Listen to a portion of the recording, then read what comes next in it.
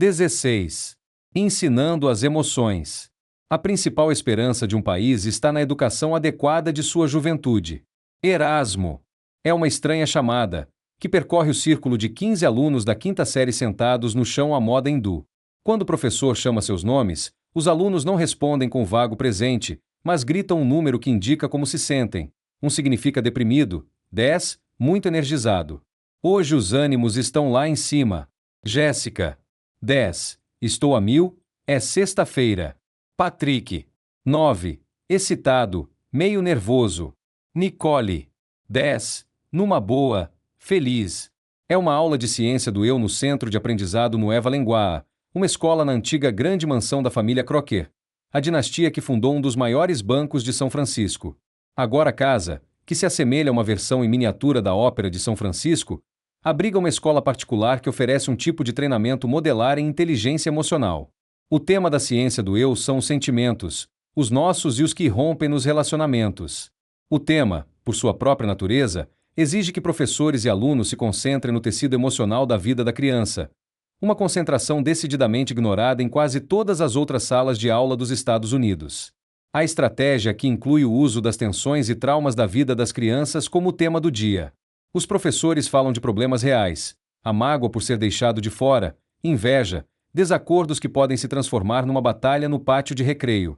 Como diz Karen Stone M.C. Cohn, criadora do currículo da ciência do eu e diretora da Nueva, o aprendizado não pode ocorrer de forma distante dos sentimentos das crianças. Ser emocionalmente alfabetizado é tão importante na aprendizagem quanto a matemática e a leitura. 1. A ciência do eu é pioneira, o primeiro anúncio de uma ideia que se espalha por escolas de todo o país. As disciplinas oferecidas pela Nueva são desenvolvimento social, aptidões para a vida e aprendizado social e emocional. Alguns, referindo-se à ideia de múltiplas inteligências de Howard Gardner, usam o termo inteligências pessoais. A ideia básica é elevar o nível de competência social e emocional nas crianças como parte de sua educação regular, não apenas uma coisa ensinada como paliativo para crianças que estão ficando para trás e que são perturbadas, mas um conjunto de aptidões e compreensões essenciais para cada criança. Os cursos de alfabetização emocional têm algumas raízes remotas no movimento de educação afetiva da década de 1960. A ideia então era de que para uma profunda aprendizagem de lições psicológicas e motivacionais era necessário que fosse colocado em prática o que estava sendo ensinado em teoria. O movimento de alfabetização emocional, porém, vira pelo avesso a expressão educação afetiva. Em vez de utilizar o afeto como meio para aprendizagem, ensina o afeto em si. De uma maneira mais imediata, muitos desses cursos e o impulso que eles deram vêm de uma série de programas preventivos em andamento, cada um visando um problema específico: fumo, abuso de drogas, gravidez e evasão escolar na adolescência e, mais recentemente, a violência. Como vimos no último capítulo, o estudo do consórcio WT Grant dos programas de prevenção constatou que são obtidos melhores resultados quando é ensinado um núcleo de aptidões emocionais e sociais, como controlar o impulso, a raiva e como encontrar soluções criativas para provações sociais. Desse princípio, surgiram novas formas de intervenção. Como vimos no capítulo 15, as intervenções destinadas a tratar dos déficits específicos em aptidões emocionais e sociais que estão por trás de problemas como agressão ou depressão podem ser altamente eficazes como amortecedores para as crianças. Mas essas intervenções bem intencionadas, em geral, têm sido feitas por psicólogos pesquisadores de modo experimental. O próximo passo é aplicar os ensinamentos obtidos através desses programas altamente concentrados e generalizá-los como uma medida preventiva para toda a população escolar, ensinada por professores comuns. Os métodos mais sofisticados e eficazes de prevenção incluem informação sobre problemas como AIDS, drogas e coisas semelhantes, no exato momento da vida em que os jovens começam a enfrentá-los. Mas seu tema principal, contínuo, é a aptidão central que se aplica a qualquer um desses dilemas específicos: inteligência emocional. Esse novo caminho para levar a alfabetização emocional às escolas insere as emoções e a vida social em seus currículos normais, em vez de tratar essas facetas importantíssimas do dia da criança como intrusões irrelevantes, ou, quando levam a explosões, relegando-as a ocasionais visitas disciplinares ao gabinete do orientador ou do diretor. As próprias aulas, a princípio, podem parecer não apresentar nenhuma novidade, e muito menos uma solução para os dramáticos problemas de que tratam. Mas isso é em grande parte porque, como a boa criação em casa, as lições transmitidas são pequenas mas reveladoras, dadas regularmente e durante muitos anos. É assim que o aprendizado emocional se entranha, À medida que as experiências são repetidas e repetidas, o cérebro reflete-as como caminhos fortalecidos, hábitos neurais que entram em ação nos momentos de provação, frustração, dor. E embora a substância cotidiana das aulas de alfabetização emocional possa parecer banal, o resultado, seres humanos decentes, é mais crítico que nunca para nosso futuro. Uma lição de cooperação. Comparem o momento de uma aula de ciência do eu com as experiências escolares de que se lembram. Um grupo da quinta série vai jogar quadrados de cooperação, em que os alunos se dividem em grupos para montar um quebra-cabeça com pecinhas quadradas. O macete: a equipe fica em silêncio, não sendo permitida nenhuma gesticulação. A professora Joan Varga divide a classe em 3 grupos, cada um numa mesa diferente. 3 observadores, todos familiarizados com o jogo, recebem uma ficha para avaliar, por exemplo, quem no grupo toma a iniciativa na organização, quem é o palhaço, quem perturba. Os alunos jogam as peças dos quebra-cabeças na mesa e dão início ao trabalho. Em cerca de 1 minuto, já se sabe que um grupo é surpreendentemente eficiente como equipe, acaba em poucos minutos. Um outro grupo, formado por 4 pessoas, se esforça cada um trabalhando por si, de forma paralela, em separado, o seu próprio quebra-cabeça e não consegue ir a parte alguma. Depois começam aos poucos a trabalhar coletivamente para montar o primeiro quadrado, e continuam a trabalhar em conjunto até montar o quebra-cabeça. Mas o terceiro grupo ainda se debate, com apenas um quebra-cabeça próximo da conclusão, e mesmo assim parecendo mais um trapézio que um quadrado. Chan, Farley e Raman ainda não atingiram a tranquila coordenação em que os 2 outros grupos entraram. Estão visivelmente frustrados e olham frenéticos as peças sobre a mesa, tentando acertar de forma aleatória e pondo-as junto dos quadrados semi-concluídos, apenas para se decepcionarem porque não se encaixam. A tensão desfaz um pouco quando Raman pega 2 das peças e as põe diante dos olhos como uma máscara. Os parceiros riem. Esse será o momento crucial da lição do dia. Joan Varga, a professora, dá um pouco de estímulo. Os que acabaram podem dar uma só dica aos que ainda não acabaram. Dagan aproxima-se do grupo que está ainda em apuros, indica 2 peças que se projetam do quadrado e sugere: vocês têm de rodar essas 2 peças. De repente, Raman, a cara larga franzida em concentração, pega a nova gestalt, e as peças rapidamente se encaixam no primeiro quebra-cabeça, depois nos outros. Ouvem-se aplausos espontâneos quando a última peça se encaixa e o quebra-cabeça é inteiramente montado. Um ponto de atrito. Mas quando a classe passa a refletir sobre as lições extraídas do trabalho em equipe, emerge outro diálogo, mais intenso. Raman, alto e com uma juba de revoltos cabelos negros cortados numa longa escovinha, e Taka, o observador do grupo, engalfinham-se numa acirrada discussão sobre a regra que não permite a gesticulação. Taka, os cabelos louros bem penteados a não ser por uma mecha rebelde, usa uma camiseta folgadona com os dizeres seja responsável, que, de certa maneira, enfatiza seu papel oficial. Você pode oferecer uma peça, isto não é fazer um gesto, diz Taka a Raman, num tom enfático, de discussão. É, sim, insiste Raman, veemente. Joan percebe o volume alterado e o crescente staccato do diálogo e aproxima-se da mesa deles. Trata-se de um incidente crítico, uma troca espontânea de sentimentos acalorados. É em tais momentos que as lições já aprendidas dão dividendos, e outras novas podem ser ensinadas com mais proveito. E, como sabe todo bom professor, as lições aplicadas nesses momentos elétricos perdurarão na memória dos alunos. Isso não é uma crítica, você cooperou muito bem. Mas, Taka, tente dizer o que quer num tom de voz que não pareça tão crítico, ensina Joan. Taka, agora num tom mais calmo, diz a Raman. Você só pode botar uma peça onde acha que se encaixa, entregar ao outro a peça que você acha que ele precisa, sem fazer qualquer indicação. Só dar. Raman responde num tom irado. É só a gente fazer assim, e ele coça a cabeça para ilustrar o movimento inocente, e lá vem ele com nada de gestos. Evidentemente, há algo mais na raiva de Raman do que essa discussão sobre o que constitui ou não um gesto. Seus olhos se dirigem constantemente para a ficha de avaliação que Taka preencheu e que, embora ainda não tenha sido mencionada, na verdade provocou atenção entre os 2. Nela, Taka escreveu o nome de Raman no espaço destinado a indicar quem perturba. Joan, vendo que Raman olha a ficha revoltante, arrisca um palpite, dizendo a Taka: ele acha que você usou uma palavra negativa, perturbador, sobre ele. Que foi que você quis dizer? Eu não quis dizer que fosse um tipo ruim de perturbação, diz Taka, agora conciliador. Raman não aceita, mas também acalmou a voz. Isso é um pouco exagerado, se quer saber.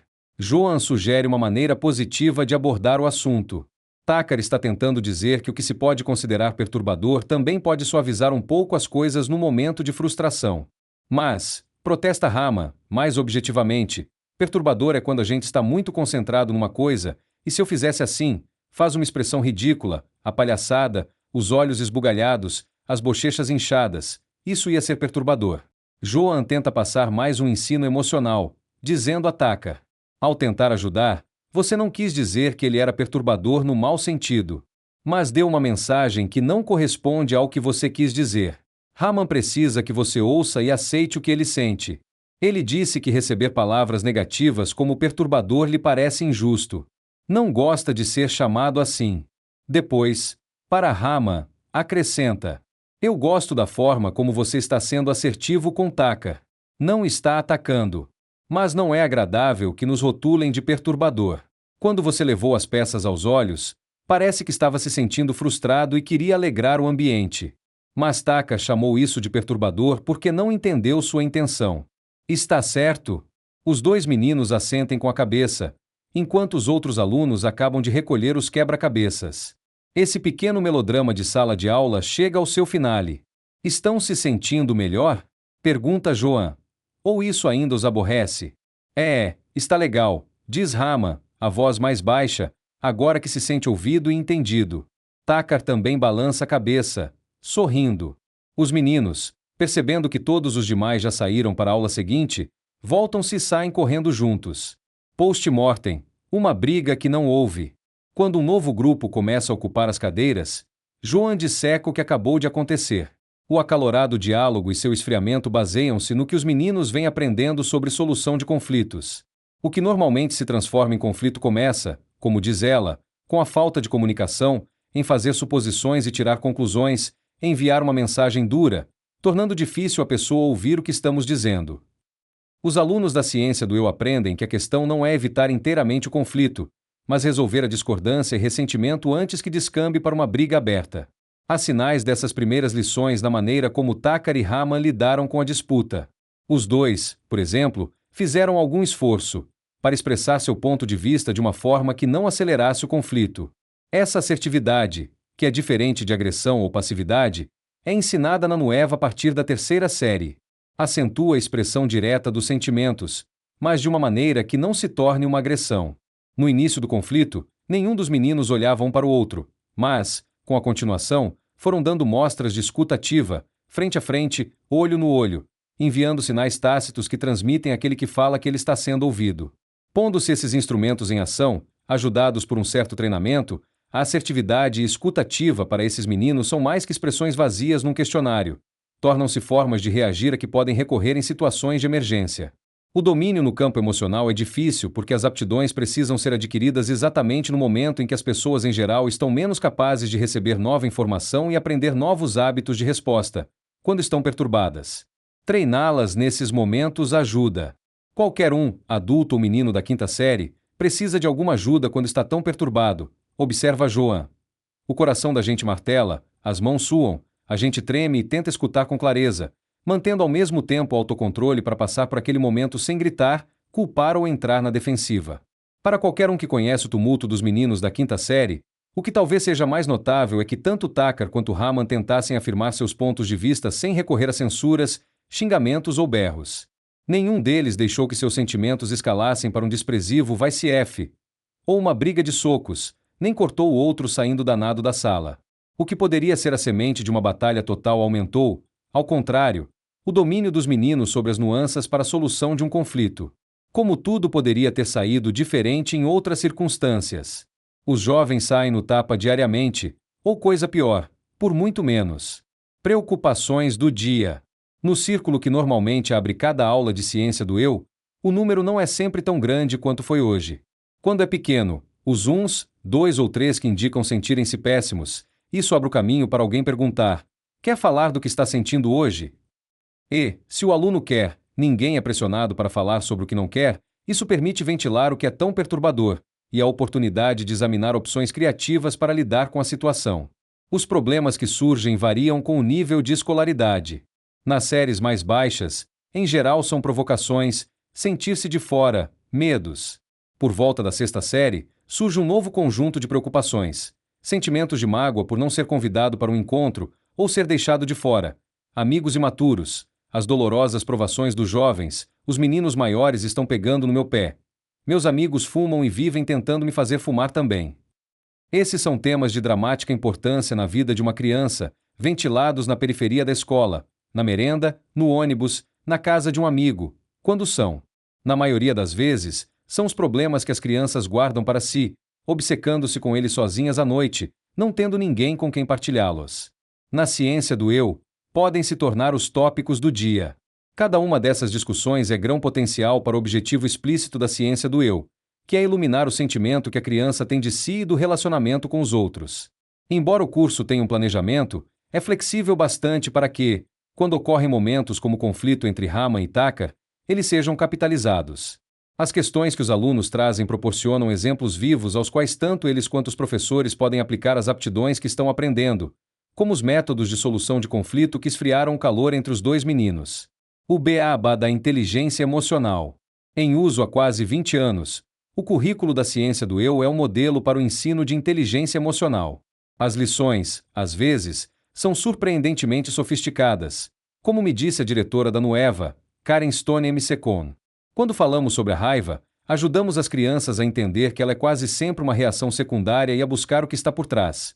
Você está magoado, com ciúmes? Nossas crianças aprendem que sempre há opções para reagir a uma emoção, e quanto mais meios temos para lidar com as emoções, mais rica é a nossa vida. Uma lista de conteúdos da ciência do eu é quase um casamento ponto por ponto com os ingredientes da inteligência emocional, e com um núcleo de aptidões recomendadas como prevenção básica para a gama de armadilhas que ameaçam as crianças. Ver lista completa no apêndice e, ponto 2 entre os tópicos ensinados, está a autoconsciência, cujo objetivo é reconhecer sentimentos, e montar um vocabulário para eles e ver as ligações entre pensamentos, sentimentos e reações, saber se são os pensamentos ou os sentimentos que governam uma decisão, avaliar as consequências de opções alternativas, e aplicar essas intuições em questões como drogas, fumo e sexo. A autoconsciência também se dá no reconhecimento de nossas forças e fraquezas, na possibilidade de nos vermos a uma luz positiva, mas realista, com isso evitando uma armadilha comum do movimento de autoestima. Outra ênfase é no controle das emoções. Compreender o que está por trás de um sentimento, por exemplo, a mágoa que dispara raiva, e aprender como lidar com ansiedades, ira e tristeza. Ainda outra ênfase é assumir a responsabilidade por decisões e atos e cumprir compromissos. Uma aptidão social fundamental é a empatia, ou seja, a compreensão dos sentimentos dos outros e a adoção da perspectiva deles, e o respeito às diferenças no modo como as pessoas encaram as coisas. Os relacionamentos são um foco importante, incluindo aprender a ser um bom ouvinte e um bom questionador, distinguir entre o que alguém diz ou faz e nossas reações e julgamentos, ser mais assertivo e não raivoso ou passivo, e aprender as artes da cooperatividade, solução de conflitos e negociação de compromissos. Não se dão notas na ciência do eu. A própria vida é a prova final. Mas, no fim da 8ª série, quando os alunos estão para deixar a Nueva, cada um passa por um exame socrático, uma prova oral de ciência do eu. Uma pergunta de uma prova recente. Descreva uma sugestão adequada para ajudar um amigo a resolver um conflito com alguém que o pressiona para usar drogas ou com um amigo provocador. Ou, cite algumas maneiras saudáveis de lidar com a tensão, ansiedade, raiva e medo. Se vivo estivesse hoje, Aristóteles, tão preocupado com aptidões emocionais, bem poderia aprovar. Alfabetização emocional nos centros urbanos. Os céticos com certeza perguntarão se um curso como de ciência do eu funciona num cenário menos privilegiado, ou se só é possível numa escola particular como a Nueva, onde cada criança é, de um certo modo, talentosa. Em suma, pode-se ensinar competência emocional onde ela se faz mais urgente, no rude caos de uma escola pública de um centro urbano? Uma resposta é visitar a escola Augusta Leo Stroop em New Haven, distante da Nueva tanto do ponto de vista social e econômico como geograficamente. Claro, a atmosfera na Troop tem muito da mesma excitação com o aprendizado. A escola também é conhecida como Academia de Ciência em Mantrope, e é uma das duas desse tipo, naquele distrito, destinadas a atrair alunos da 5ª a 8ª série de toda New Haven a um currículo mais amplo. Os alunos ali podem fazer perguntas sobre a física do espaço cósmico, através de uma conexão por antena parabólica, aos astronautas em Houston, ou programar seus computadores para tocar música. Mas, Apesar dessas amenidades acadêmicas, como em muitas cidades, a revoada dos brancos para as áreas suburbanas de New Haven fez com que o corpo discente da Troup passasse a se constituir de 90% de negros e hispânicos. A apenas algumas quadras do campus de Yale, e também aqui um distante universo, a Troup fica num decadente bairro de classe operária que, na década de 1950, tinha 20 mil pessoas empregadas em fábricas próximas, da Olin Brass Mill ao Winchester Arms. Hoje, essa base de emprego reduziu-se a menos de 3 mil, reduzindo também o horizonte econômico das famílias que vivem lá. New Haven, como muitas outras cidades fabris da Nova Inglaterra, afundou num poço de pobreza, drogas e violência. Foi em resposta às urgências desse pesadelo urbano que, na década de 1980, um grupo de psicólogos e educadores de Yale idealizou o Programa de Competência Social, um conjunto de cursos que cobre praticamente o mesmo terreno do currículo da ciência do eu do Centro de Aprendizado no EVA. Mas, em Troup, a ligação com os tópicos é muitas vezes mais direta e bruta. Não se trata de simples exercício acadêmico quando, na aula de educação sexual na 8ª série, os alunos aprendem que saber tomar uma decisão pode ajudá-los a evitar doenças como a AIDS. New Haven tem a mais alta proporção de mulheres com AIDS nos Estados Unidos. Várias das mães que mandam os filhos para Troup têm a doença, e também alguns dos alunos. Apesar do currículo enriquecido, os alunos da Troup lutam com todos os problemas de um centro urbano. Muitas crianças têm situações domésticas tão caóticas, se não horrorosas, que simplesmente às vezes não conseguem ir à escola. Como em todas as escolas de New Haven, o mais destacado sinal que recebe o visitante está na figura conhecida de um sinal de trânsito em forma de diamante, mas que diz Zona Livre de Drogas. Na porta está Mary Ellen Collins, a assistente da escola, uma ombudsman que cuida dos problemas especiais quando aparecem e cujo papel inclui ajudar os professores com as exigências do currículo de competência social. Se um professor não se considera seguro para ensinar uma lição, Mary Ellen vai à classe mostrar. Eu ensinei nesta escola durante 20 anos, ela diz, ao me receber. Veja só este bairro. Não posso mais ver apenas ensinar em matérias acadêmicas, diante dos problemas que esses garotos enfrentam simplesmente vivendo. Veja os garotos daqui que lutam porque têm AIDS ou que têm um aidético em casa. Não sei se eles diriam isso durante a discussão sobre a AIDS, mas assim que um garoto sabe que um professor vai ouvir um problema emocional, não só os escolares, está aberto caminho para esse tipo de conversa. No 3º andar da velha escola de tijolos, Joyce Andrews conduz seus alunos da 5ª série na aula de aptidão social que eles têm 3 vezes por semana. Joyce, como todos os outros professores da 5ª série, fez um curso especial de verão sobre como ensiná-la, mas sua exuberância sugere que os tópicos de competência social lhe vêm naturalmente. A aula de hoje é sobre identificação de sentimentos. Poder dar nome aos sentimentos e, com isso, poder melhor distingui-los, é uma aptidão emocional importante. O dever de casa tinha sido recortar de uma revista a fotografia de uma pessoa, nomear que emoção o rosto exibe e explicar como saber que a pessoa tem esses sentimentos. Após recolher os trabalhos, Joyce lista os sentimentos no quadro negro: tristeza, preocupação, excitação, felicidade e assim por diante, e lança-se numa acelerada sabatina com os 18 alunos que conseguiram chegar à escola nesse dia. Sentados em 4 conjuntos de carteiras, os estudantes erguem as mãos excitados, esforçando-se para chamar a atenção dela para darem a resposta. Quando acrescenta frustrado a lista no quadro, Joyce pergunta: quantos algumas vezes se sentem frustrados? Todas as mãos se erguem. Como vocês se sentem quando estão frustrados? As respostas vêm em cascata: cansado, confuso, a gente não pensa direito, ansioso. Quando ofendido é acrescentado à lista, Joyce diz: esse eu conheço. Quando um professor se sente ofendido, quando todo mundo está conversando, sugere uma menina, sorrindo. Sem perder um segundo, Joyce distribui uma folha de trabalho mimeografada. Numa coluna estão rostos de meninos e meninas, cada um exibindo uma das 6 emoções básicas: feliz, triste, irado, surpreso, com medo, enojado, e uma descrição da atividade muscular facial por baixo de cada um. Por exemplo, com medo, e tem a boca aberta e repuxada para trás. E tem os olhos abertos e os cantos internos erguidos. E tem sobrancelhas elevadas e franzidas. E tem rugas no meio da testa. 3. Enquanto leem a lista, expressões de medo, raiva, surpresa ou nojo flutuam pelos rostos dos garotos da classe de Joyce, que imitam as imagens e seguem as receitas faciais para cada emoção. Essa lição vem direto da pesquisa de Paul Ekman sobre expressão facial. Como tal, é ensinada nos cursos universitários de introdução à psicologia da maioria das universidades, e raramente se chega a ser no primário. Essa lição elementar de ligar um nome a um sentimento, e o sentimento a uma expressão facial que combine com ele, parece tão óbvia que não precisa ser ensinada. Contudo, pode servir como antídoto para lapsos surpreendentemente comuns de alfabetização emocional. Os brigões no pátio de recreio, lembrem-se, muitas vezes atacam irados porque interpretam mal mensagens e expressões neutras tomando-as como hostis, e as meninas que contraem distúrbios de alimentação não distinguem raiva e ansiedade de fome. Alfabetização emocional disfarçada. Com o currículo já assoberbado por uma proliferação de novas disciplinas e programas, alguns professores que compreensivelmente se sentem sobrecarregados resistem a dedicar tempo extra do básico para mais um curso.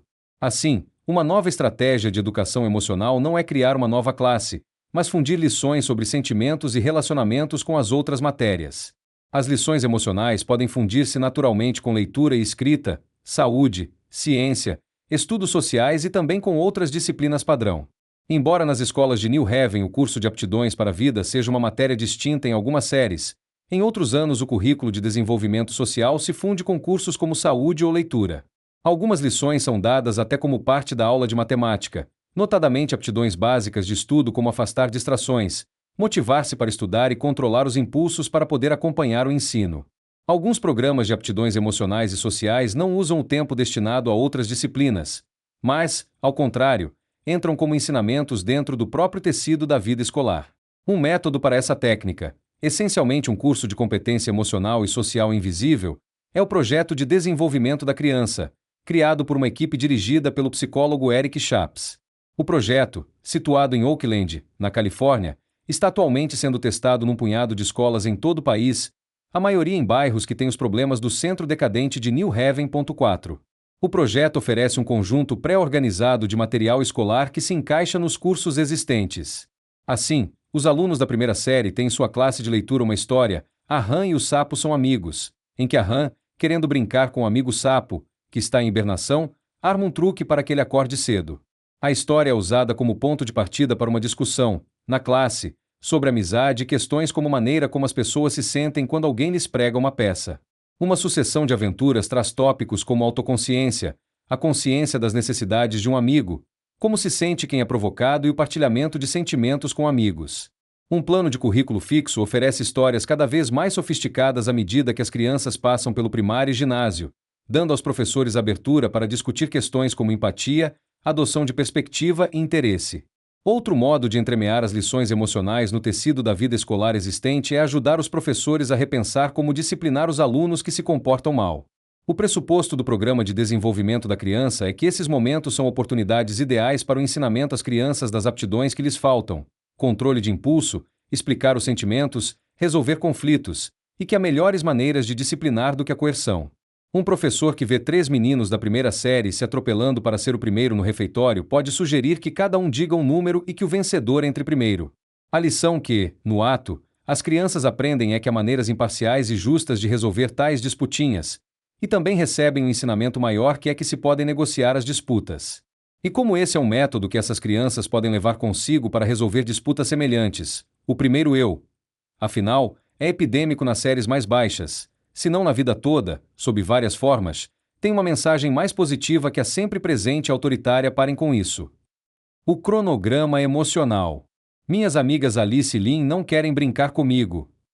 Essa pungente reclamação é de uma menina da 3ª série da escola primária John Muir, em Seattle.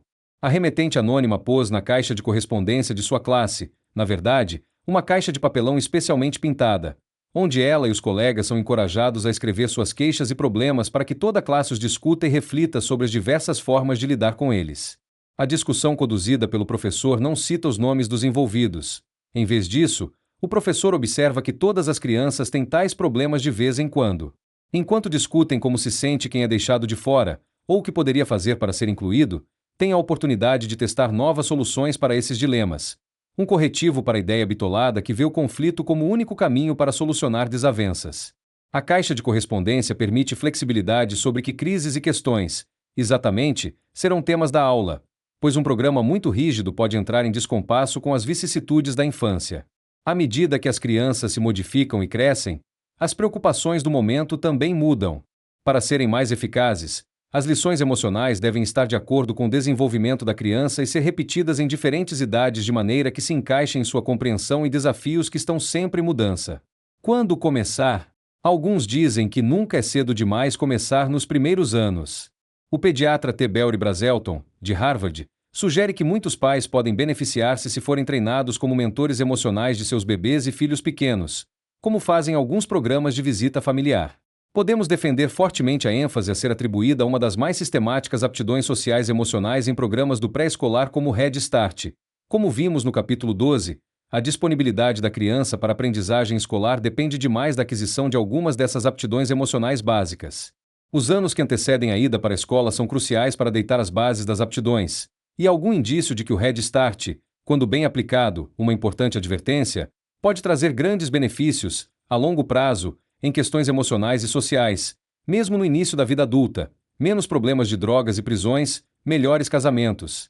Maior capacidade de ganhar dinheiro. 5. Essas intervenções funcionam melhor quando identificam o cronograma emocional do desenvolvimento. 6. Como testemunha o choro dos recém-nascidos, os bebês têm sentimentos intensos a partir do momento em que nascem. Mas o cérebro deles está longe da maturidade, como vimos no capítulo 15, só quando o sistema nervoso chega ao desenvolvimento final, um processo que se desenrola segundo um relógio biológico inato durante toda a infância e início da adolescência, as emoções da criança amadurecem inteiramente. O repertório de sentimentos do recém-nascido é primitivo, em comparação com a gama emocional de um menino de 5 anos, que por sua vez é falho quando comparado com a variedade de sentimentos de um adolescente. Na verdade, os adultos caem muito prontamente na armadilha de esperar que as crianças atinjam um amadurecimento que só irá ocorrer muito mais tarde, esquecendo que cada emoção tem seu momento programado para aparecer no crescimento da criança. Um fanfarrão de 4 anos, por exemplo, pode ser censurado pelo pai, e, no entanto, a autoconsciência que traz a humildade só aparece, normalmente, lá pelos 5 anos, mais ou menos. O cronograma do crescimento emocional está entrelaçado com linhas aliadas de desenvolvimento, sobretudo para o conhecimento, de um lado, e maturação do cérebro e biológica, do outro. Como vimos, aptidões emocionais como empatia e autorregulação emocional começam a formar-se praticamente a partir da primeira infância. Os anos de jardim de infância assinalam um pico de amadurecimento das emoções sociais. Sentimentos como insegurança e humildade, ciúme e inveja, orgulho e confiança, os quais exigem a capacidade de comparar-se com os outros. A criança de 5 anos, ao entrar no mundo social mais amplo, entra também no mundo da comparação social. Não é apenas a mudança externa que traz essas comparações, mas também o surgimento de uma capacidade cognitiva, poder comparar-se com os outros em determinadas qualidades, sejam talentos de popularidade, atração ou skate. Essa é uma idade em que, por exemplo, ter uma irmã mais velha que só tira 10 pode fazer com que a irmã caçula, por comparação, se sinta burra. O Dr. David Hamburg, psiquiatra e presidente da Carnegie Corporation, que avaliou alguns programas pioneiros de educação emocional, vê os anos de transição para a escola primária e depois o ginásio ou escola média como assinalando 2 pontos cruciais no ajustamento da criança. 7 dos 6 aos 11 anos. Ele diz: a escola é um cadinho e uma experiência definidora que irá influenciar maciçamente a adolescência da criança e além. A sensação de autoestima da criança depende substancialmente de sua capacidade de rendimento na escola. A que fracassa na escola põe em movimento as atitudes de autoderrota que comprometem as perspectivas de toda uma vida. Entre os pontos essenciais para beneficiar-se na escola, observa Hamburg, está a capacidade de adiar a satisfação, ser socialmente responsável de forma apropriada, manter controle sobre as emoções e ter uma perspectiva otimista, em outras palavras, inteligência emocional. 8. A puberdade, por ser um tempo de extraordinária mudança na biologia da criança, na capacidade de pensar e no funcionamento do cérebro, é também um momento crucial para o aprendizado de lições emocionais e sociais. Quanto aos anos de adolescência, Hamburg observa que a maioria dos adolescentes tem de 10 a 15 anos quando é exposta à sexualidade, álcool e drogas, fumo e outras tentações. 9. A transição para a escola média ou ginásio assinala o fim da infância e é em si um grande desafio emocional. Além de todos os outros problemas, quando entram nesse novo esquema escolar, praticamente todos os estudantes têm uma perda na autoconfiança e um salto na autoconsciência. Mesmo que eles pensam de si mesmos, fica abalado e tumultuado. Um dos maiores golpes específicos é na autoestima social, a certeza de que podem fazer e manter amigos. É nessa conjuntura, observa Hamburg, que ajuda imensamente a reforçar a capacidade de meninos e meninas para estabelecerem relacionamentos estreitos e superar as crises nas amizades, e alimentar sua autoconfiança. Hamburg observa que, quando os estudantes entram no curso médio, bem no início da adolescência, os que tiveram aulas de alfabetização emocional se diferenciam, não se perturbam diante de pressões políticas dos colegas, com as exigências acadêmicas e resistem mais à tentação de fumar e usar drogas. Dominaram aptidões emocionais que, pelo menos a curto prazo, os vacinam contra o torvelinho e as pressões que vão enfrentar. Tudo tem seu tempo certo. Quando psicólogos desenvolvimentistas e outros mapeiam o surgimento das emoções, têm condições de ser mais específicos sobre exatamente quais lições a criança deve aprender em cada ponto no desenrolar da inteligência emocional, quais déficits duradouros são prováveis naqueles que não dominam as aptidões fundamentais na hora adequada e que tipo de terapia pode compensar o que foi perdido. No programa de New Haven, por exemplo, as crianças menores têm lições básicas de autoconsciência, relacionamentos e processo de decisão. Na primeira série, os alunos sentam-se em círculo e rodam o cubo dos sentimentos, que tem palavras como triste ou excitado em cada lado. Quando chega a sua vez, descrevem o momento em que tiveram esse sentimento, um exercício que lhes dá mais certeza na associação de sentimentos a palavras e ajuda na empatia quando ouvem outros com os mesmos sentimentos que eles. Na quarta e quinta séries, quando as relações com os colegas assumem uma imensa importância em suas vidas, eles têm lições que ajudam a amizade a funcionar melhor. Empatia, controle de impulso e da raiva. A aula de aptidões para a vida sobre interpretação de emoções em expressões faciais que os alunos da quinta série da escola Trope testavam, por exemplo, é essencialmente sobre empatia. Para controle de impulso, exibe-se com destaque um cartaz com um sinal de trânsito de 6 etapas. Sinal vermelho. 1. Pare, se acalme e pense antes de agir. Sinal amarelo. 2. Diga qual é o problema e como você se sente. 3. Estabeleça uma meta positiva. 4. Pense em muitas soluções. 5. Tente prever as consequências. Sinal verde. 6. Siga e tente o melhor plano. A noção do sinal de trânsito é invocada regularmente quando a criança, por exemplo, está para atacar furiosa, ou retraída num descontentamento por alguma ofensa, ou cai em prantos por ter sido provocada, e proporciona um conjunto concreto de passos para lidar com esses momentos carregados de uma forma mais comedida. Além do controle dos sentimentos, aponta um caminho para uma ação mais eficaz. E como uma maneira habitual de controlar o impulso emocional mais rebelde, pensar antes de agir com base nos sentimentos, pode evoluir numa estratégia básica para lidar com os riscos da adolescência e mais além. Na sexta série, as lições se relacionam mais diretamente com as tentações e pressões de sexo, drogas ou bebida que começam a entrar na vida dos jovens. No segundo grau, quando os adolescentes se veem diante de realidades sociais mais ambíguas, enfatiza-se a capacidade de adotar múltiplas perspectivas, a nossa e as dos outros envolvidos. Se o garoto está furioso porque viu a namorada conversando com outro, diz um dos professores de New Haven, sugerimos que imagine o que está se passando do ponto de vista deles também, em vez de simplesmente entrar num confronto. Alfabetização emocional como prevenção. Alguns dos mais efetivos programas de alfabetização emocional foram desenvolvidos em resposta a um problema específico, notadamente a violência. Um desses cursos de alfabetização emocional inspirados na prevenção que mais rápido cresce é o Programa de Solução Criativa para Conflitos, adotado em centenas de escolas públicas da cidade de Nova York e em outras em todo o país. O curso de solução de conflito enfoca como resolver brigas no pátio de recreio as quais podem se transformar em tiros como os que mataram Ian Moore e Tyrone Sinclair, no corredor do ginásio Jefferson, disparados por um colega de classe. Linda Lantieri, fundadora do Programa de Solução Criativa para Conflitos e diretora do Centro Nacional desse método, sediada em Manhattan, o vê como uma missão que vai além da prevenção de brigas. Ela diz: o programa mostra aos estudantes que eles têm muitas opções para lidar com conflitos, além da passividade ou agressão. Mostramos a eles a futilidade da violência, substituindo-a por aptidões concretas. As crianças aprendem a garantir seus direitos sem recorrer à violência. São aptidões para a vida toda, não apenas para aqueles mais inclinados à violência. 10. Num dos exercícios, os alunos pensam num único passo realista, por menor que seja, que poderia tê-los ajudado a solucionar um conflito que tiveram. Em outro, encenam uma irmã mais velha que está fazendo o dever de casa e se irrita com o som do rap que a irmã menor está ouvindo. Aborrecida, a maior desliga a fita, apesar dos protestos da menor. Todas as crianças da turma pensam em todas as possibilidades para resolver o conflito, de uma forma satisfatória para as duas irmãs. Uma chave para o êxito do programa de solução de conflitos é estendê-lo para além da sala de aula, até o pátio e a lanchonete, onde é mais provável que os ânimos se acirrem. Para isso, alguns alunos são treinados como mediadores, um papel que podem começar a exercer ao final do primário. Quando surge a tensão, os alunos podem procurar um mediador para ajudá-los a resolvê-la. Os mediadores de pátio aprendem a lidar com brigas, provocações e ameaças, incidentes interraciais e outros potencialmente incendiários da vida escolar. Os mediadores aprendem a mostrar seus pontos de vista de uma forma imparcial. A tática inclui sentar-se com os envolvidos e fazê-los ouvir um ao outro sem interrupções nem insultos. Os dois devem se acalmar e expor as respectivas posições. Depois o mediador pede que eles parafraseiem o que o outro disse para que fique claro que de fato ouviram. Depois tentam soluções com as quais os dois lados podem conviver.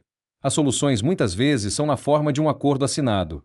Além da mediação numa determinada disputa, o programa ensina os alunos a pensar, em primeiro lugar, de forma diferente sobre os desacordos.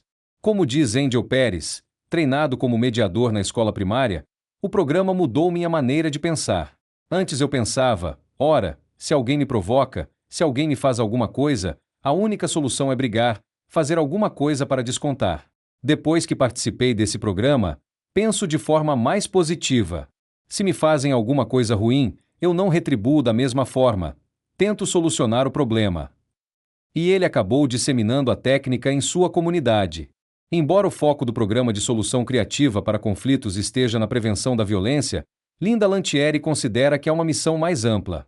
Sua opinião é que as aptidões necessárias à prevenção da violência não são algo à parte de todo o espectro de competência emocional. Saber, por exemplo, o que estamos sentindo ou saber controlar os impulsos ou lidar com a mágoa é tão importante para a prevenção da violência quanto para o controle da raiva. Grande parte do treinamento se relaciona com questões emocionais básicas, como reconhecer uma gama mais ampla de sentimentos e poder nomeá-los. Quando descreve os resultados de seu programa, Linda observa com muito orgulho tanto o aumento de consideração entre as crianças quanto a queda nas brigas, humilhações e xingamentos.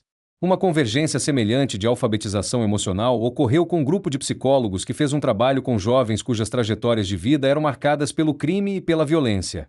Dezenas de estudos desses garotos, como vimos no capítulo 15, mostraram um sentido claro do caminho que a maioria tomava, começando da impulsividade e da rapidez com que se encolerizavam nos primeiros anos de escola, passando pela rejeição social no fim do primário, até juntar-se a um círculo de outros como eles e iniciar orgias de crime nos anos de curso médio. No início da idade adulta, grande parte desses garotos já eram fichados na polícia e estavam voltados para a prática de atos violentos.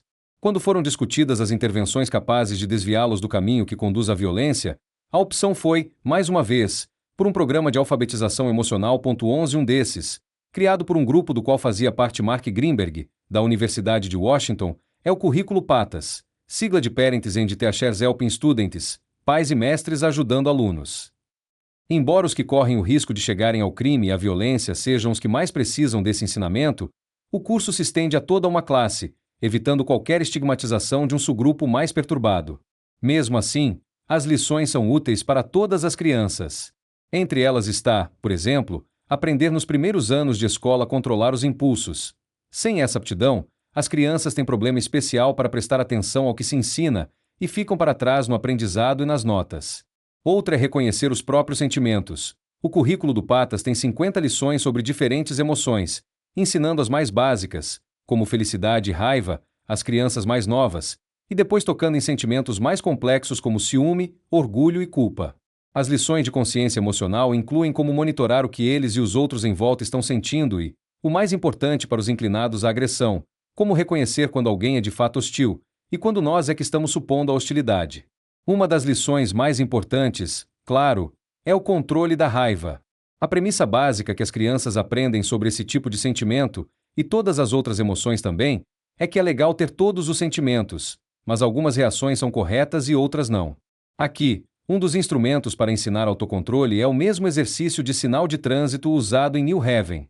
Outras unidades ajudam as crianças com suas amizades, um contrapeso da rejeição social que pode facilitar o caminho para a violência. Repensando as escolas, o ensino pelo ser, comunidades que se envolvem.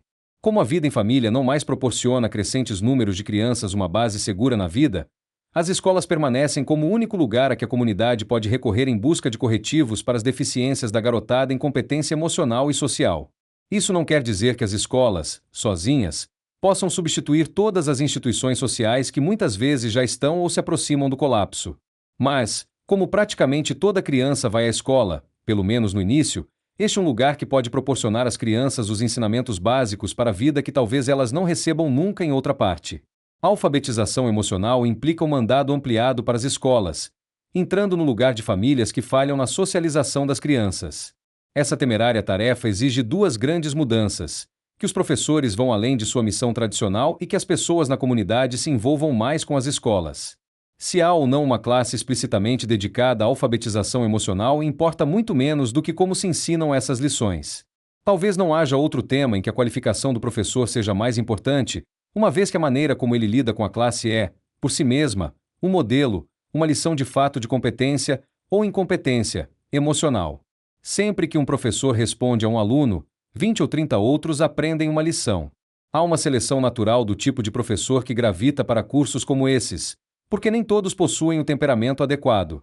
Para começar, eles precisam se sentir à vontade para falar sobre sentimentos. Nem todos são ou querem ser assim. Pouca coisa ou nada na educação padrão dos professores os prepara para esse tipo de ensinamento.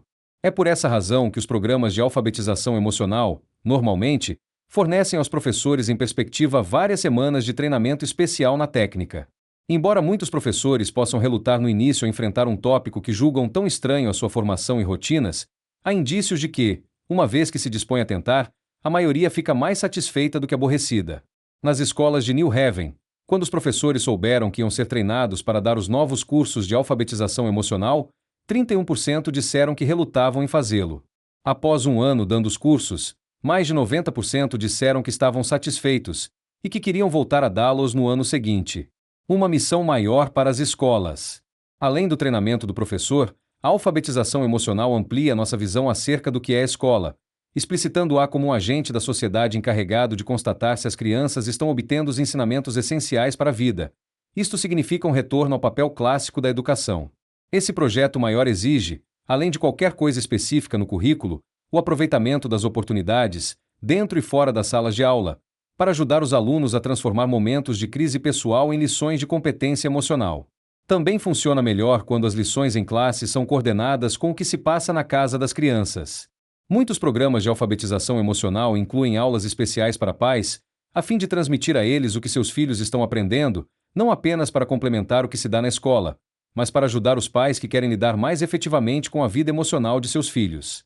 Assim, as crianças recebem mensagens consistentes sobre competência emocional em todas as áreas da vida. Nas escolas de New Haven, diz Tim Friver, diretor do programa de competência social, se os garotos se metem numa briga na lanchonete, são mandados a um colega mediador, que se senta com eles e soluciona o conflito com a mesma técnica de adoção de perspectiva que eles aprenderam na aula. Treinadores usam a técnica de solução de conflito no campo de esportes. Temos classes para pais sobre o uso desses métodos com as crianças em casa. Essas linhas paralelas de reforço das lições emocionais, não apenas na sala de aula, mas também no pátio, não apenas na escola, mas também em casa, são ideais. Isso implica interligar mais estreitamente a escola, os pais e a comunidade. Aumenta a probabilidade de que o que as crianças aprenderam nas classes de alfabetização emocional não ficará para trás na escola, mas será testado, praticado e afiado nos desafios reais da vida. Outra maneira como esse tipo de abordagem acarreta a reformulação das escolas é a criação de uma cultura universitária que faz dela uma comunidade envolvida, um lugar onde os alunos se sentem respeitados, cuidados e ligados aos colegas, professores e à própria escola. 12, por exemplo, as escolas em lugares como New Haven, onde as famílias se desintegram em ritmo acelerado, oferecem uma gama de programas que recrutam pessoas interessadas na comunidade para envolver-se com estudantes cuja vida familiar, na melhor das hipóteses, esteja sofrendo algum abalo. Nas escolas de New Haven, adultos responsáveis apresentam-se como voluntários para serem mentores, companheiros regulares de estudantes que estão falhando e têm poucos, quando têm, adultos protetores na vida familiar. Em suma, o projeto ideal dos programas de alfabetização emocional é começar cedo, ser apropriado à idade, cobrir todo o tempo de escolaridade e entremear os trabalhos na escola, em casa e na comunidade. Embora grande parte disso se encaixe tranquilamente em partes existentes do dia escolar, esses programas são uma grande mudança em qualquer currículo. Seria ingênuo não prever obstáculos para introduzir esses programas na escola. Muitos pais podem achar que a matéria, em si, É um campo muito pessoal para ser deixado a cargo da escola, que é melhor deixar essas coisas com os pais. Um argumento que ganha crédito se os pais de fato se encarregarem desses assuntos, e é menos convincente quando não o fazem. Os professores podem relutar em dedicar mais uma parte do dia escolar a assuntos que parecem não estar relacionados com o básico acadêmico. Alguns professores podem sentir-se muito pouco vontade para ensinar esse tipo de matéria e todos precisarão de treinamento especial para fazê-lo. Também algumas crianças poderão resistir, sobretudo quando essas lições estão fora de sincronia com suas preocupações reais, ou senti-las como intromissoras imposições em sua intimidade. E depois ao dilema de manter a alta qualidade e providenciar para que os espertos comerciantes da educação não mascateiem programas de competência emocional ineptamente projetados, que repitam os desastres dos, digamos, mal concebidos cursos sobre drogas e gravidez na adolescência. Diante de todos esses obstáculos, por que nos darmos o trabalho de tentar? A alfabetização emocional faz alguma diferença? É o pesadelo de todo professor. Um dia, Tim Friver abriu o jornal local e leu que Lamont, um de seus ex-alunos favoritos, tinha recebido 9 tiros numa rua de New Haven e seu estado de saúde era crítico. Lamont tinha sido um dos líderes da escola, um enorme, mais de 1,80 metros, e muito querido jogador de rugby, sempre sorridente, lembra Friver. Naquele tempo, ele gostava de frequentar um clube de liderança que eu dirigia, onde jogava com as ideias no modelo de solução de problemas conhecido como SOX. A sigla é de Situation, Options, Consequence, Solution, Situação, Opções, Consequência, Soluções, um método em 4 etapas. Dizer qual é a situação e como nos faz sentir. Pensar em nossas opções para solucionar o problema e quais podem ser suas consequências. Escolher uma solução e executá-la, uma versão adulta do método do sinal de trânsito. Lamont, acrescentou Friver, adorava pensar em todas as formas imagináveis, mas potencialmente efetivas de lidar com os prementes dilemas da vida ginasial, tipo problemas com namoradas e como evitar brigas. Mas essas poucas lições pareceram faltar-lhe após o ginásio. Vagando pelas ruas no mar de pobreza, drogas e armas, Lamont, aos 26 anos, jazia num leito de hospital, envolto em bandagens. Ao correr para o hospital, Friver encontrou o mal podendo falar, a mãe e a namorada amontoadas em cima dele. Vendo o antigo professor, Lamont chamou-o com um gesto para o lado da cama e, quando Friver se curvou para ouvir, ele murmurou: Friver, quando eu sair daqui vou usar o método SOX. Ele fizera o ginásio de Ilhouse antes que se desse ali o curso de desenvolvimento social. A sua vida teria sido outra caso ele houvesse tido benefício desse tipo de aprendizagem durante o tempo em que estivera na escola, como ocorre agora com as crianças das escolas públicas de New Haven. Tudo indica que sim, embora não se possa ter certeza. Como disse Tim Friver, uma coisa está clara: o campo de provas para a solução de problemas sociais não é só a sala de aula, mas a lanchonete, as ruas, o lar. Vejam o depoimento de professores no programa de New Haven. Um conta que uma ex-aluna, ainda solteira, lhe procurou para dizer que com certeza já seria uma mãe solteira se não tivesse aprendido a defender seus direitos em nossas aulas de desenvolvimento social. Ponto 13. Outro professor lembra que o relacionamento de uma estudante com a mãe era tão ruim que as conversas das duas em geral acabavam em gritaria. Depois que a garota aprendeu a se acalmar e pensar antes de reagir, a mãe disse ao professor que agora podiam conversar sem brigas. Na escola Trope, uma aluna da 6ª série passou um bilhete para o professor de desenvolvimento social. A melhor amiga dela, dizia a nota, estava grávida, não tinha ninguém com quem conversar sobre o que fazer e estava pensando em suicídio, mas sabia que o professor ia se interessar. Um momento revelador ocorreu quando eu observava uma classe da 7ª série de desenvolvimento social numa escola de New Haven e o professor pediu que alguém falasse sobre uma desavença recente que tinha sido resolvida de forma positiva. Uma gordinha de 12 anos levantou a mão. Tinha uma garota que eu tinha como amiga e aí uma pessoa me disse que ela queria brigar comigo. Disseram que ela ia me pegar na esquina depois da aula. Mas, em vez de enfrentar furiosa outra menina, ela aplicara uma técnica aprendida na aula: descobrir o que se passa antes de saltar a conclusões. Então, eu procurei a menina e perguntei por que ela tinha dito aquilo. E ela disse que nunca tinha dito. Por isso a gente nunca brigou. A história parece bastante inócua. Só que a garota que conta a história já tinha sido expulsa de outra escola por briga. Agredia primeiro e fazia as perguntas depois, ou nem fazia. Para ela, abordar um suposto adversário de maneira construtiva, em vez de partir imediatamente para um irado confronto, é uma vitória pequena mas concreta. Talvez o sinal mais revelador do impacto causado pelas aulas de alfabetização emocional sejam os dados que me foram fornecidos pelo diretor da escola dessa menina de 12 anos. Uma regra inflexível ali é que as crianças surpreendidas brigando são suspensas. Mas, à medida que as aulas de alfabetização emocional se estenderam ao longo dos anos, verificou-se uma queda constante no número de suspensões. No ano passado, diz o diretor, houve 106 suspensões. Até agora este ano, estamos chegando em março, houve apenas 26. Há vantagens concretas. Mas, além dessas historinhas de vítimas melhoradas ou salvas, há a questão empírica da verdadeira importância das aulas de alfabetização emocional para aqueles que as tiveram. Os dados sugerem que, embora esses cursos não mudem ninguém da noite para o dia, à medida que as crianças avançam no currículo de série em série, verificam-se melhoras discerníveis no tom de uma escola e na perspectiva, e nível de competência emocional, das meninas e meninos que os fazem. Há muitas avaliações objetivas, as melhores das quais comparam alunos que participaram desses cursos com outros que não participaram, onde observadores independentes avaliam o comportamento das crianças. Outro método é identificar mudanças nos alunos antes e depois do treinamento, com base em medidas objetivas de seu comportamento, como o número de brigas no pátio e suspensões.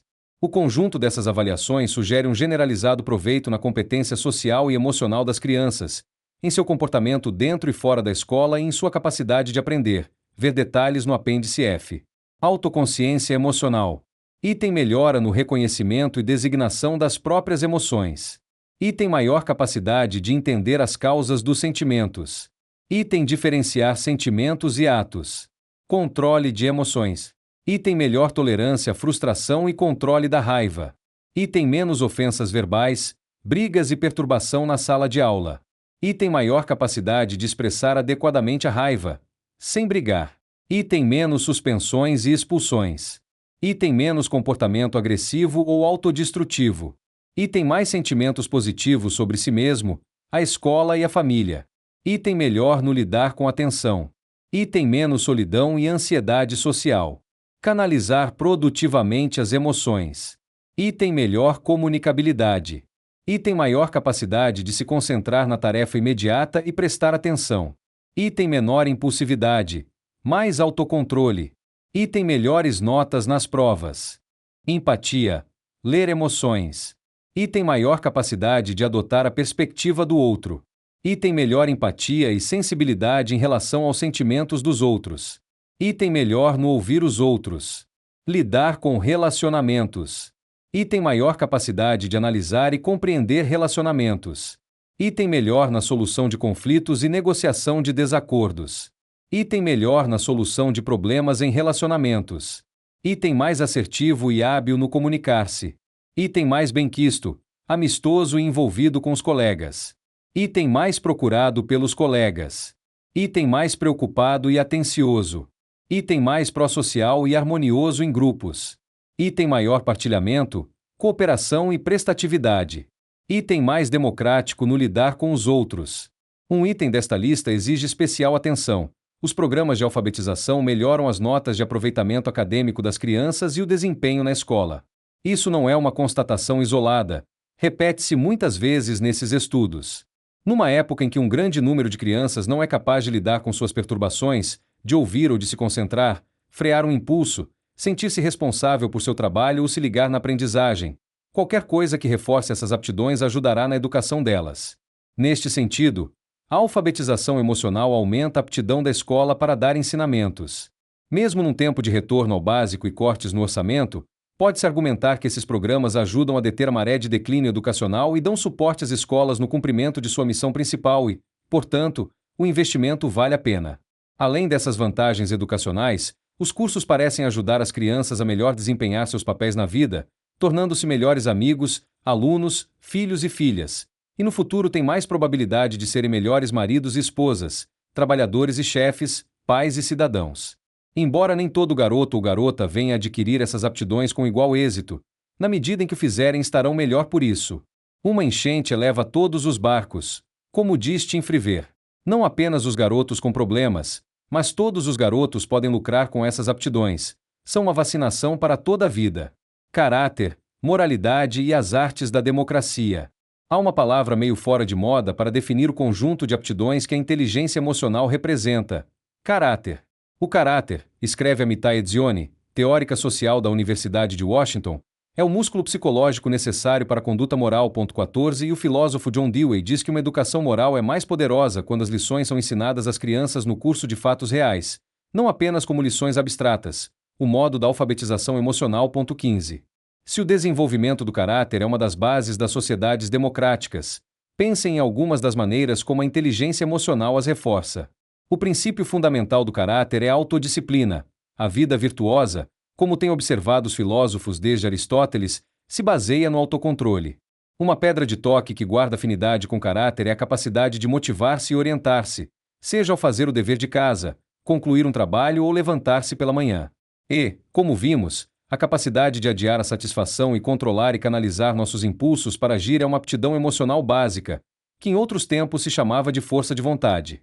Precisamos ter controle sobre nós mesmos, nossos apetites, nossas paixões, para agir direito com os outros. Observa Thomas Licona, quando escreve sobre educação do caráter. 16 É preciso força de vontade para manter a emoção sob o controle da razão.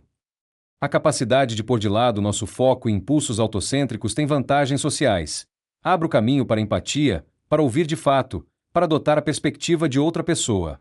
A empatia, como vimos, leva ao envolvimento, ao altruísmo e à piedade.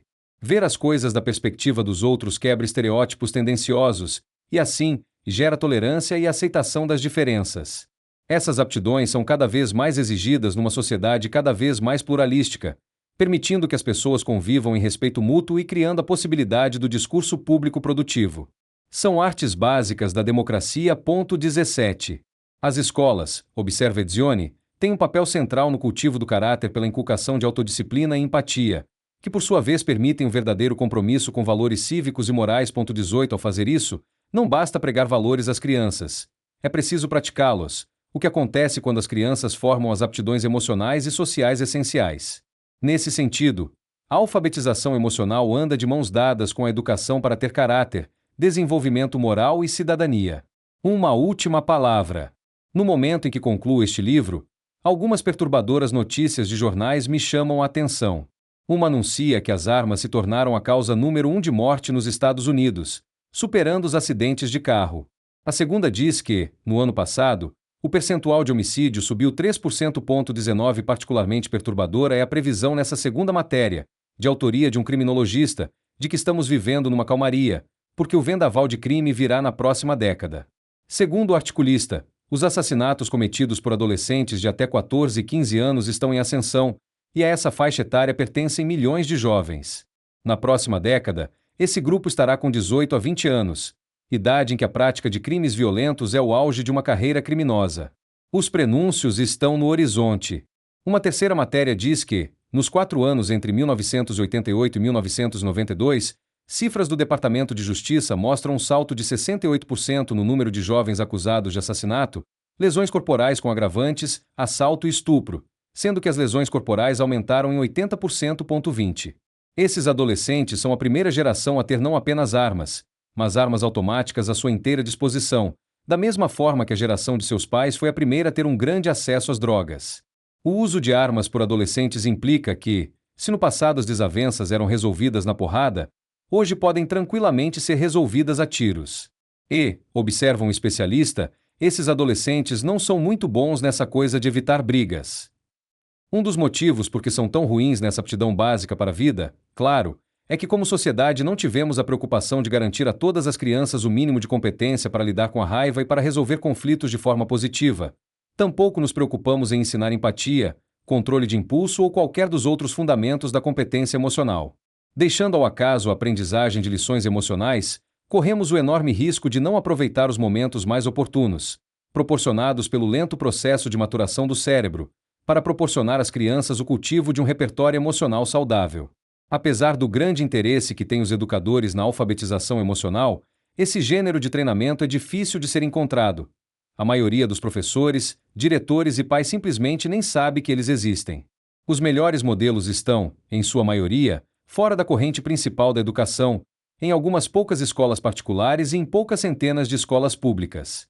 Claro que nenhum programa, inclusive este de que falo, é solução para qualquer tipo de problema. Mas, em vista da crise que nós e nossos filhos estamos enfrentando das perspectivas alvissareiras trazidas pelos cursos de alfabetização emocional, devemos nos perguntar: Não devíamos, agora mesmo, já estar ensinando a todas as crianças essas essencialíssimas aptidões para a vida? Se não for agora, quando será? Para maiores informações sobre cursos de alfabetização emocional, The Collaborative for the Advancement of Social and Emotional Learning, CASELS, Yale Child Study Center, P.O. Box 207.900, 230 South Frontage Road, New Haven, CT 065207900.